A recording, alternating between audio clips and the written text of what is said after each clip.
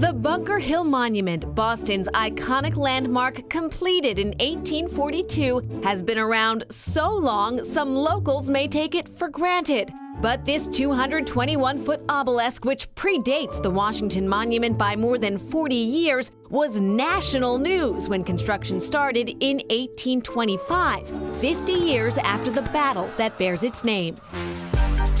There were 60,000 people on the hill, including the president, his cabinet, and Daniel Webster, who gave one of his famous interminable orations. Almost an hour.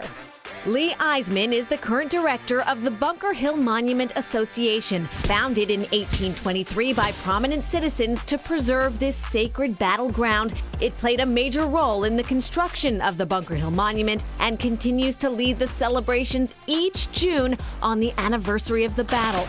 I have to say that this year is different from all other years in that we are celebrating a huge anniversary.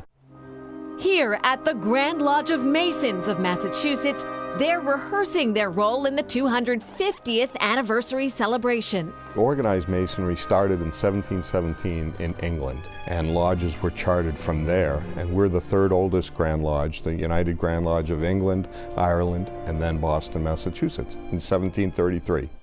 Today, George Hamilton is the 91st Grand Master of Masons in Massachusetts and explains the critical role the fraternal organization played in the founding of the nation. They focused on making each man a better man. George Washington was a Mason, Lafayette was a Mason. The whole concept of sort of government of the people was sort of a Masonic concept. Other Masons at the time included Major General Joseph Warren, whose death on the battlefield inspired the first memorial monument on Bunker Hill. At the point when it had reached its 10th year, it was beginning to disintegrate because it was made of wood. The decision was made to build a larger and more durable replacement to memorialize in Quincy granite all those who fought and died here. And my understanding is there was some kind of contest to design it.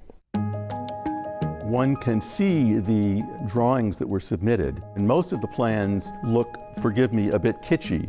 But I think the judges made a proper decision choosing the noble but plain granite obelisk. Construction began with a cornerstone ceremony like this one, featuring masons using the ceremonial tools of their craft to set the stone. The stone is square. It's always a symbolism of getting the building off on the right foot, on a solid foundation, because if you build it off, it'll never be right when you get to the top of the edifice. A very special guest on his farewell tour of America was given the honor of officiating. I'm taking this horse by the reins, making red coats weather with blood stains.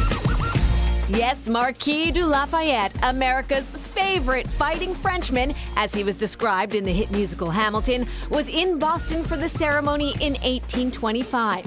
Lafayette was a young nobleman who came to America in 1777 as a 19-year-old. Alan Hoffman is an expert on Lafayette. He was one of the richest men in France. He bought his own ship, loaded it with ammunition and supplies and about a dozen other freedom fighters, and came to America to fight for our cause.